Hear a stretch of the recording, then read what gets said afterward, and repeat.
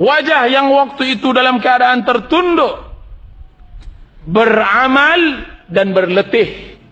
Amilatun nasibah. Dia beramal. Bagaimana dia tidak beramal? Hari-harinya dia beribadah kepada Allah. Nasibah. Bagaimana ia tidak berpeluh? Hari ini dia harus memaksa dirinya untuk duduk. Akan tetapi apa gunanya duduk? Apa gunanya ibadah? Jika seandainya tidak sesuai dengan sunnah Rasulullah SAW, Allah katakan, tasla naran hamiyah. Kami bakar ia dengan api yang panas. Itulah orang yang merugi. Pelaku-pelaku maksiat, preman-preman di pasar, jika seandainya mereka rugi di akhirat, mungkin mereka mendapat keuntungan sebagian di dunia. Orang pezina, ketika ia berzina, dia menikmati, sekalipun dia diazab di akhirat. Akan tetapi orang yang berbuat ibadah tidak sesuai dengan sunnah Rasulullah, rugi dunia dan rugi akhirat. Apa kata Allah Subhanahu wa taala dalam surat Al-Kahfi, "Qul hal nunabbi'ukum bil akhsarina a'mala." Katakanlah hai Muhammad, apakah mau aku kabarkan kepada kalian orang yang paling merugi? Lebih merugi daripada pezina, lebih merugi dari perampok, lebih merugi daripada koruptor. Yaitu apa? Alladzina dhalla sa'yuhum fil hayatid dunya wa hum yahsabuna annahum yuhsinuna sunana. Orang yang telah sesat di dalam beramal dan mereka menyangka mereka di atas kebenaran. Dan itulah yang ditafsirkan oleh seluruh ulama, mereka adalah orang yang berbuat bid'ah.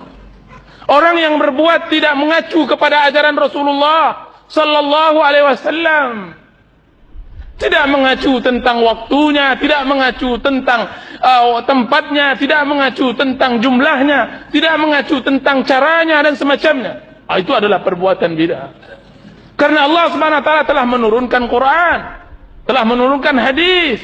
Kemudian Allah Subhanahu wa taala tutup wahyu, kedua-dua wahyu tersebut dengan ucapan al-yauma akmaltu lakum dinakum. Aku sempurnakan. Kemudian ia tambah, ia kurangi, ia robah. Alangkah jahatnya ia. Bagaimana? Kenapa ulama kemarin kita mempelajari kenapa bid'ah itu lebih besar daripada maksiat? Kenapa bid'ah itu lebih besar daripada maksiat? Karena orang yang berbuat bid'ah, ia menambahkan aturan Allah atau ia kurangi. Biasanya bid'ah itu dia tambahkan. Ketika Allah Subhanahu wa taala mengatakan cara beribadah begini, ia tambah cara ibadah tersebut. Ia tambahkan. Berarti secara tidak langsung ia sejajarkan dirinya dengan Allah di dalam hukum. Karena Allah memberi hukum, ia tambahkan hukum tersebut. Sedangkan pelaku maksiat, kenapa ia di bawah dosa bid'ah? Karena pelaku maksiat itu adalah orang yang jatuh terhadap perintah dan larangan tersebut.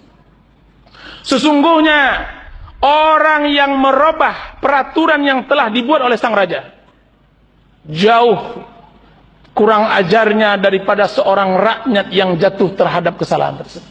Itu logika di dalam masalah dunia. Bayangkan jika seandainya itu hubungannya dengan Allah Azza wa Jalla yang jauh lebih mulia. Orang-orang yang merubah peraturan raja, dia begitu zalim, sangat tidak bisa diterima dan tidak dimaafkan. Berbeda dengan rakyat yang telah berusaha melakukan peraturan tersebut, akhirnya dia tergelincir. Itu mudah dimaafkan. Makanya bid'ah tidak dimaafkan sebagaimana dimaafkannya maksiat. Dan itu semua perbedaannya adalah dengan ilmu.